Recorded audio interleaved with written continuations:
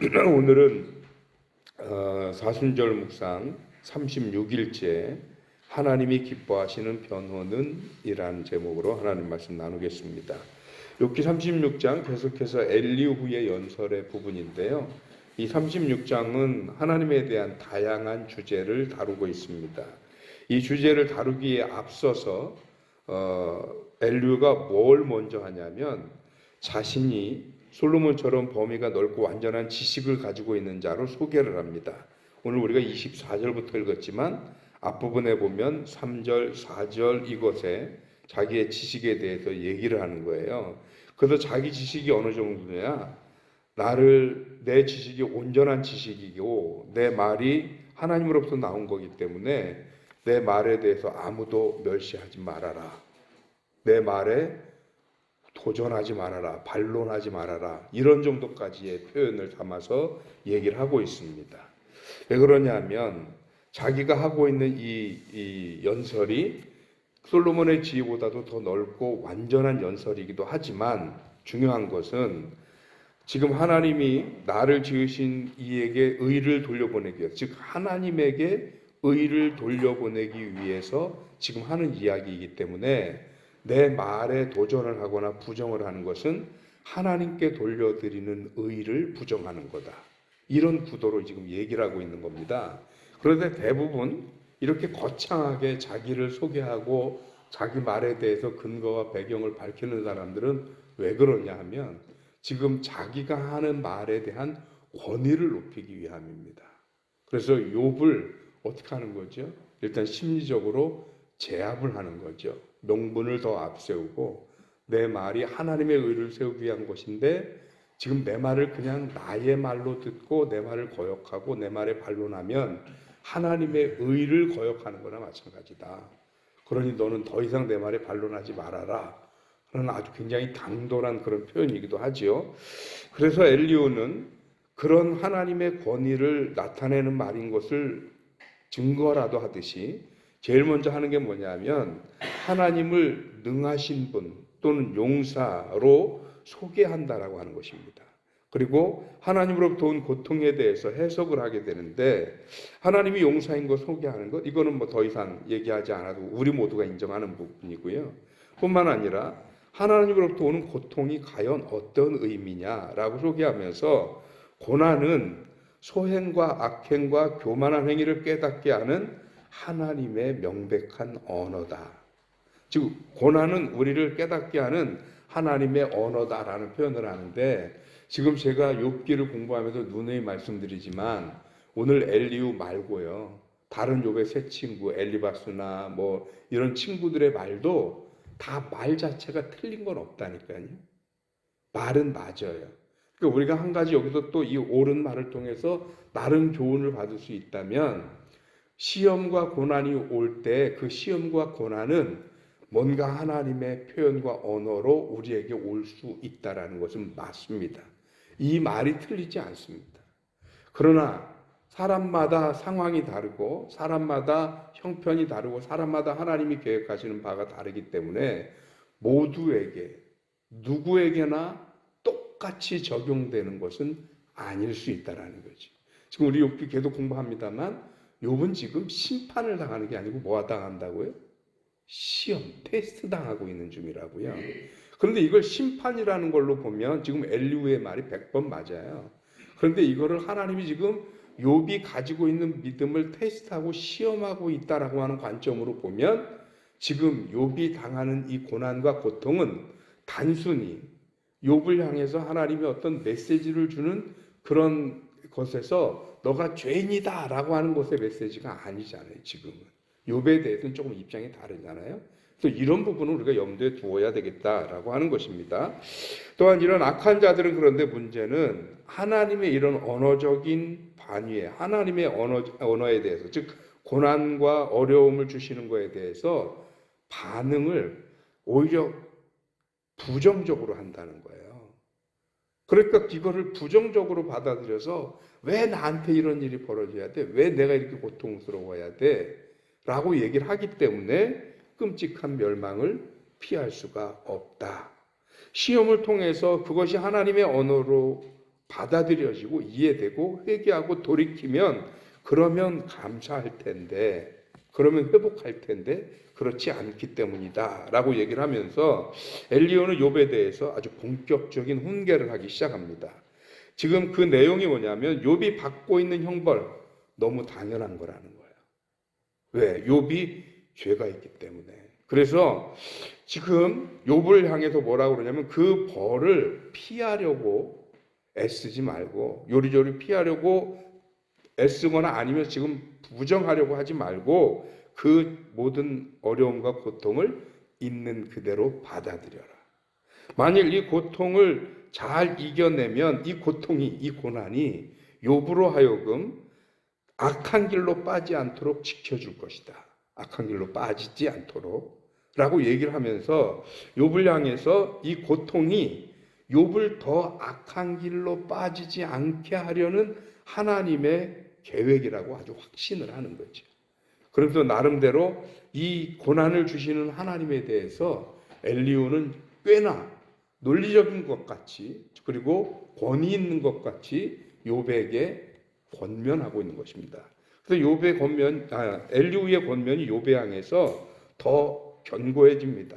그래서 결말 부분으로 가면 이제 하나님이 이 하신 모든 일을 기억하고 높이라고 욥에게 권면하면서 하나님이 하시는 모든 일들, 즉 비가 내리고 번개를 치고 뭐 천둥이 내리고 이런 것들이 다 하나님의 권위를 드러내는 거잖아요. 그러니까 하나님이 하시는 일을 드러내는 것이고 하나님의 권능을 지금 드러내는 것이기 때문에 하나님이 어떤 계획을 가지고 너를 향해서 이런 고통과 고난을 주셨다. 그러면 마치 하늘에서 비가 내리고 또 천둥이 치는 것이 나름대로 하나님의 계획과 의미가 있듯이 너를 향해서도 그런 하나님의 계획과 의미가 있는 것이기 때문에, 그러니 하나님이 너에게 준 그 고통에 대해서 부정적으로 생각하지 말고, 왜 그러냐면 욥은 지금 억울하다고 생각하는 거잖아요. 그래서 내가 존재론적으로 얘기할 때 하나님 앞에서 사람은 당연히 모두가 죄인이지만 그런 존재론적인 얘기로서의 죄인이 아니고, 만일 행위에 대한 결과로서 내게 심판을 받고 뭐 내게 어려움이 당하는 거라고 한다면 내가 이런 고난을 당할 나의 행위는 없었다라고 얘기를 하는 겁니다. 인간이 구원받기 위해서 예를 들어서 내 행위가 온전합니다 라고는 말할 수 없지만 적어도 이런 고난과 고통을 겪을 만큼 내가 그렇게 악하게 산 인생은 아닙니다라고 자기를 변론한 건데, 거기에 대해서 엘리후가 얘기하는 게 지금 자꾸 그 고난을 변론하려고 하지 말고 피하려고 하지 말고 이 고난이 너를 오히려 더 악한 길로 빠지지 않게 하는 것이니 오히려 회개하고 받아들이라는 거거든요. 그러면서 하나님으로부터 오는 이 고난과 시련에 대해서 지금 엘리후가 변호를 하는 거예요. 하나님 대신 하나님의 어떤 계획이 있어서 그런지 네가 어떻게 알고, 그러면서 하나님의 그 계획이라는 게 다른 게 아니고 지금 인간의 머리를 이해할 수는 없지만 그러나 분명한 것은 너로 하여금 더 악한 길로 빠지지 않게 하려고 이 심판을 주신 것이다 라고 얘기를 한다는 거죠. 그런데 이런 엘리후의 모습을 보고 오늘 드디어 제목입니다. 과연 하나님이 기뻐하실까 하는 것입니다. 어떻겠습니까? 기뻐하실 것 같습니까?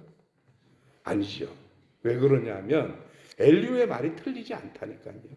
그냥 일반적인 상황 그리고 또 그 말 자체의 논리로 보면 틀리지 않는데, 지금 욥을 향해서는 하나님의 전혀 다른, 지금 엘리후나 엘리바스나 이런 욥의 친구들이 보이고 있는 그런 얘기들의 그 논리의 그런 주제와는 전혀 다른 하나님의 계획이 있으신 거거든요. 그런데 지금 이런 자신들의 논리를 가지고 하나님의 계획도 뒤틀려져 버렸고, 욥을 향해서는 단순히 욥의 신앙 상태를 뛰어넘어서 욥을 정죄하는 데까지 이르렀단 말이죠. 하나님이 그렇게 기뻐하실 일은 아닙니다. 그래서 제가 이걸 쭉 읽다가 무슨 생각이 들었냐면 제 마음속에 떠오르는 한 말이 있었어요. 그 말이 뭐냐? 선무당이 사람 잡겠네. 알긴 좀 아는 것 같아요. 뭔가 좀 틀린 말을 하는 건 아니에요. 그런데 틀린 말도 아니고 좀 맞는 말이긴 한데 그런데 그거를 절대화시킬 수는 없어요. 사람이. 하나님이시면 모를까. 그런데 그런 것을 가지고 오히려 친구를 정죄하고 친구를 이해하고 공감하기보다는 친구를 더 아프게 하고 고통스럽게 하더라는 거죠. 이게 하나님이 기뻐하실 일은 아닐 거라는 생각이 듭니다.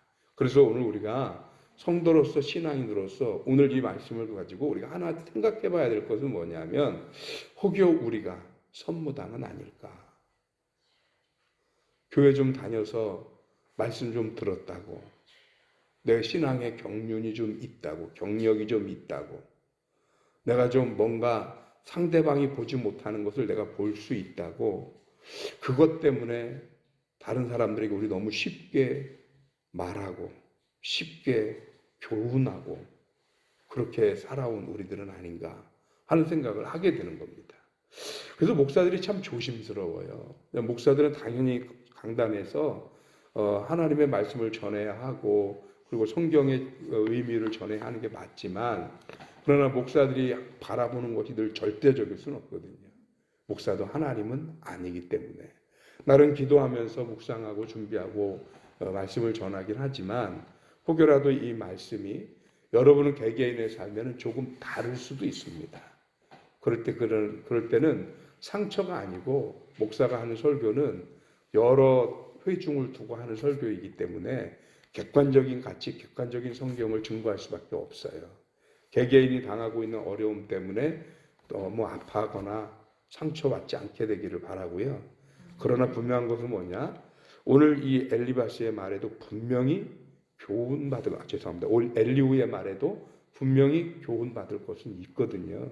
그러니까 그 말씀의 객관적인 진리와 가르침은 우리가 이해하고 받아들였으면 좋겠다는 겁니다.